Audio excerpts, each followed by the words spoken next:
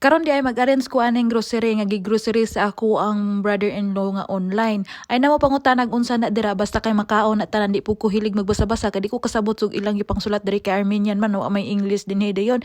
Kani bread na siya nga labas nga color green fitness kuno ni den akong ugangan di ay nagbantay sa akong anak while ako diri ga hulom ko aning karning manok mga bayot kay gahe kayo pa kagiha sa akong ulo kay ato nang lutoon mga bayot. So gibutang na nako na siya sa ilalom, gihangir nako na mga bayot para dali ra maluto kay taod-taod mulakaw ako ang brother-in-law to moadto na po daw siya sa iyang friend. So luto na siya mga bayot pero ako pa na siyang palutoon og maayo kanang wa na gyud tubig-tubig ba kay aron ganahan sila mo kaon mo ni ang setup sa ato ang table karon mga bayot pa table pa ni sila diri kaning amo ang plato diri nga kaniadto pa kuno ning uso pero patsada pa man gihapon kay Mama Miri ang iyang style ba. Dayon, same as usual, mo ni ilang kalanon kada adlaw na ay cheese, dayon na ay dinukduk nga mga chichiburitsi din ha, dayon mga vegetable, dayon kaning eggplant nga gilubok man siguro ni, then di ginamawala na ato ang bread ra nga ikabunol sa ulong kadako. Dayon, na sila diri oy luya nga gisulod sa lata mga bayot.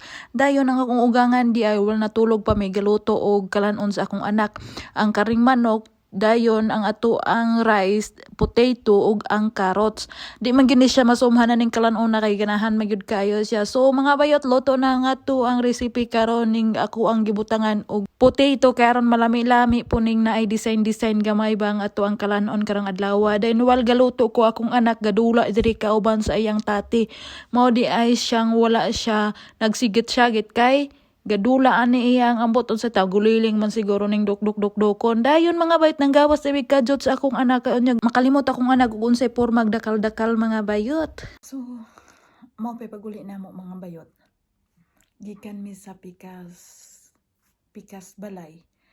Kay katulad akong gingon ninyo nga namatay ang mga silingan din nga atong sang adlaw na namatay. Pagka kaduhang adlaw na may nakahibalo nga ilubong na. Gan mo tong hinduaw ako ang mga kagupa. Di man ta ko muuban ang ako ang anak ug ako nara sa balay. Unya gibalikan ko sa akong bana kay gusto niya nga ang gusto sa maestra man na. Ang gusto sa maestra ug ang iyang bana paubanon may gibalikan mi dali ko ilis gid sa akong bata. Unya kay si Karen gadula na unta dito nya kay gihatagan magmanika nga katong istorya ba dahil magpiyong-piyong ng mata nakaingon man siya og waswang dagway sunhilak di pag uli na mo nakatulog. So hinuli na lang mi dinhi ako ang makagupa to pa dito sa pikas balay nangaon sila ang ilang handa kuan potato nga gibutangan og karne man siguro karnero man siguro to. Then ay mga salad then di man ginawala ng mga sagbot-sagbot.